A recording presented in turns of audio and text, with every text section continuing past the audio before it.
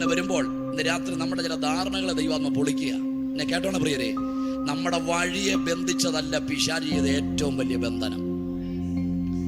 നിന്റെ തലമുറയുടെ ഭാവിയെ മുടിച്ചതല്ല പിശാച് ചെയ്ത ഏറ്റവും വലിയ അപരാധം എന്ന് പറയുന്നത്.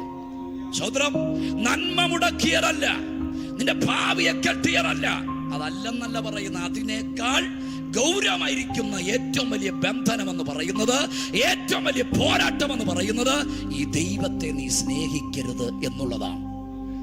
സഹോദരം, അപ്പോൾ ദൈവത്തെ സ്നേഹിച്ചു കഴിഞ്ഞാൽ എന്ത് സംഭവിക്കും? ദൈവത്തെ സ്നേഹിച്ചു കഴിഞ്ഞാൽ എന്ത് ചെയ്യും? സ്നേഹിച്ചാൽ അനുഗ്രഹിക്കപ്പെടും. സഹോദരം, അപ്പോ സ്നേഹത്തിന് എപ്പോഴും ഒരു പ്രകടനമുണ്ട്, അല്ലേ? നമ്മൾ പലപ്പോഴും പറയത്തില്ലേ, ഇതിനെയൊക്കെ വളർത്തിയ സമയത്ത് 10 പട്ടിയെ മേടിച്ച് വളർത്തിയാൽ മതിയായിരുന്നു, കാരണം അത് വാലെങ്കിലും. അപ്പൊ സ്നേഹത്തിന് എന്തോ ഉണ്ട്? പ്രകടനമുണ്ട്. യേശുവിനെ സ്നേഹിക്കുന്നു എന്നുള്ളതിന്റെ പ്രകടനമാണ് നീ പ്രാർത്ഥിക്കുന്നു എന്നുള്ളത്, നീ വചനം വായിക്കുന്നു എന്നുള്ളത്, നീ ഇടതടവില്ലാതെ ആരാധനയ്ക്ക് പോകുന്നു എന്നുള്ളത് യേശുവിനെ സ്നേഹിക്കുന്നതിന്റെ ഒരു ഒരു അവതരണമാണ്. അതുകൊണ്ട് തിരിച്ചറിയണം, ഞാൻ പറഞ്ഞു വരുന്ന വസ്തുത, ദൈവത്തിന്റെ സ്നേഹത്തിൽ നമ്മെ അകറ്റിക്കളയുക എന്നുള്ളതാണ് ഏറ്റവും വലിയ തന്ത്രം.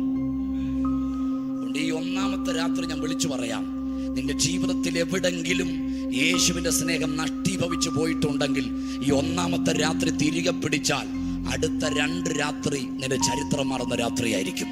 എത്ര പേര് രാത്രി സ്തോത്രം പറയുന്നുണ്ട്?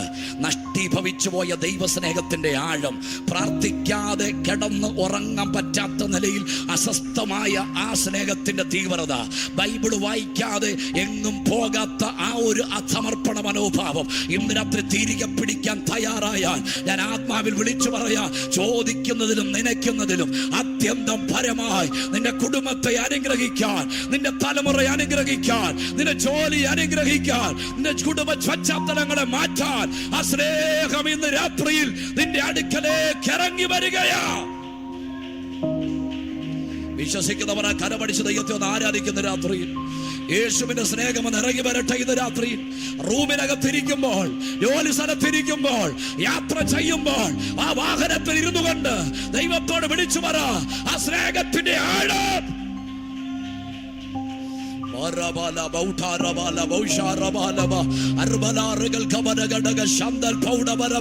യേശുവിന്റെ നാമത്തിൽ ദൈവസ്നേഹം നഷ്ടപ്പെട്ടു പോയ മേഖല ഈ രാത്രി തിരികെ വരട്ടെ.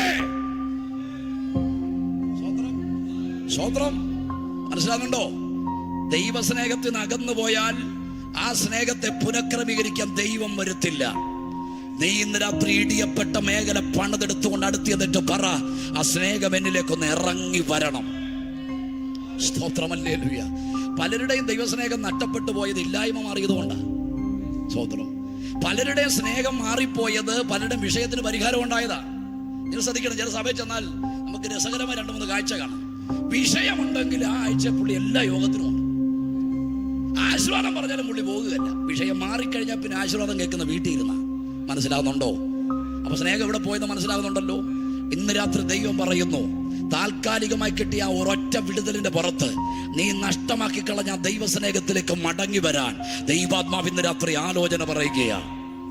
സഹോദരം, 153 വലിയ മീനെ പിടിച്ചുകൊണ്ട് ഇടച്ചിങ്ങോട്ട് വരുമ്പോൾ പത്രോസിനോട് യേശു ചോദിച്ചൊരു ചോദ്യമുണ്ട്, നീ ഇവരെക്കാൾ അധികമായി എന്നെ സ്നേഹിക്കുന്നു? ഭൂരിപക്ഷം വേദപണ്ഡിതാക്കളും പറയുന്ന ചോദ്യം അങ്ങനല്ല. കാരണം അങ്ങനെ ഒരു ചോദ്യം വന്നാൽ ഒരു സംഘർഷത്തിനെല്ലാം സാധ്യതയുണ്ട്. കാരണം ഇവരുടെ ഇടയിൽ തന്നെ ഒരു വാദഗതിയുണ്ട്, നീയാണോ വലുത് ഞാനാണോ വലുത്, ഒരു വാദഗതിയുണ്ട്.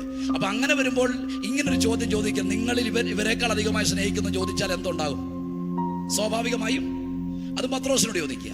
എന്നാൽ ചിന്തകന്മാർ ഭൂരിപക്ഷം പേര് പറഞ്ഞ ചോദ്യം അങ്ങനല്ല. പിന്നെ നീ ഇവയേക്കാൾ അധികമായി എന്നെ സ്നേഹിക്കുന്നു എന്ന് പറഞ്ഞാൽ എന്നാ? നിന്റെ ഈ പടകിക്കിടക്കുന്ന 10 മത്തിയേക്കാൾ അധികമായി നീ എന്നെ. ചിലരുടെ ദൈവസ്നേഹം പോകാൻ 10 മത്തി മതി. സ്വത്രമില്ല. എന്നാ മാമ യോഗത്തിന് വരാനെ ഇങ്ങോട്ട് പോന്നപ്പോ 10 മത്തി മേടിച്ചോണ്ട് പിന്നെ ഞാൻ ഓർത്തി പിന്നെ ഇപ്പോൾ ഇവിടെ തന്നെ നിങ്ങൾ പ്രാർത്ഥിക്കാൻ. സ്വത്രമില്ല. കേട്ടിട്ടില്ലേ? മീൻ മേടിച്ചോണ്ടെന്ന് അണിയറയിൽ ഇങ്ങനെ ഇത് ഒരുക്കുമ്പോ പറഞ്ഞു, നിങ്ങൾ അങ്ങ് പ്രാർത്ഥിച്ചോ, ഞാൻ പിന്നീട് പ്രാർത്ഥിച്ചോളാം. പണിയെല്ലാം കഴിഞ്ഞു പോകുന്ന 11 മണിയായി. പിന്നെ ഒറ്റ പ്രാർത്ഥന, കർത്താവേ നീ എല്ലാം അറിയുന്നു, ഞാനിതാ അറിയുന്നു. സ്വത്രം. അപ്പൊ ചില നന്മകളാണ് നമ്മളിലുള്ള ദൈവസ്നേഹത്തെ ചോർത്തിക്കളഞ്ഞെങ്കിൽ അവിടെ നിന്നുകൊണ്ടൊരു ഗഹനമേറിയ ആലോചന ഞാൻ വിളിച്ചു പറയാം. പത്രോസിനോട് ചോദിക്കുന്ന, ഇവയേക്കാൾ അധികമായി എന്നെ ചോദിച്ചാൽ, ഇടാ നീ മുക്കുവനാ, നിനക്ക് മീൻ പോകുന്നത് എപ്പോഴാണെന്നറിയാം, നിനക്ക് പിടിക്കാനുള്ള വശമുണ്ട്. പക്ഷെ ഇപ്പൊ ഈ പടകി കിടക്കുന്ന നിന്റെ പശ്ചാത്തലത്തിന്റെ പിൻബലമോ നിന്റെ ബുദ്ധിശക്തിയോ അല്ല, എന്റെ കൃപയാണ്. സ്തോത്രം, ഹല്ലേലൂയ. ഇന്ന് രാത്രി അറിയണം, ഇന്ന് എന്തെങ്കിലും നീ ആയി മാറിയിട്ടുണ്ടെങ്കിൽ, എന്തെങ്കിലും നേടിയിട്ടുണ്ടെങ്കിൽ, പിതാക്കന്മാർ സമാഹരിച്ചു വെച്ച സ്വത്തിന്റെ പിൻബലമല്ല, പൂർവികന്മാർ സ്വരൂപിച്ചു വെച്ച ധനത്തിന്റെ പിൻബലമല്ല. ഇന്നെന്തെങ്കിലും അഭിമാനിക്കാനുണ്ടെങ്കിൽ അതെന്റെ തമ്പുരാൻ തന്ന നന്മയാണെങ്കിൽ, യേശു ഇന്ന് രാത്രി പറയുന്നു, ആ സ്നേഹത്തിലേക്ക് മടങ്ങി വാ. ആ ദൈവ സ്നേഹത്തിലേക്ക് ഇന്ന് രാത്രി നീ ഒന്ന് മടങ്ങി വാ. സ്വത്രം, നന്മ കാണുമ്പോൾ വലിച്ചെറിയേണ്ടതല്ല കൂടപ്പുറപ്പേ ദൈവസ്നേഹം. ആ ഒഴിഞ്ഞ പടക് ഉള്ളപ്പോൾ നീ ദൈവത്തെ സ്നേഹിച്ചതുപോലെ നിറവിന്റെ നടുവിൽ നീ ദൈവത്തെ സ്നേഹിക്കണം. സ്വത്രം, ഒരു ജോലിയും ഇല്ലാതെ ഇരുന്നപ്പോൾ നീ പ്രാർത്ഥനയ്ക്ക് വന്ന അതേ ആവേശം വേണം ജോലി ഉള്ളപ്പോഴും. സ്വത്രം, അന്ന് കസാരയുടെ നീ മുൻപന്തിയിലുണ്ടായിരുന്നു, അന്ന് പാഷയ്ക്ക് ചോറ് കൊടുക്കാൻ നീ മുൻപന്തിയിലുണ്ടായിരുന്നു, അന്ന് ആരാധനയ്ക്ക് നീ വണ്ടിയിലെല്ലാം നടന്നു വരുമായിരുന്നു. ജോലി കിട്ടിയപ്പോൾ നീ പറയുന്ന ബിസി ഉണ്ടല്ലോ, ഒരു നിമിഷം മതി അത് എടുത്തു കളയാൻ. അതുകൊണ്ട് ഇന്ന് രാത്രി ദൈവം പറയുന്നു, ആദ്യ സ്നേഹത്തിന്റെ അനുഭവത്തിലേക്ക് മടങ്ങി വാ. കാരണം എന്റെ ദൈവ സ്നേഹത്തിന്റെ നിറകുടമാണ്.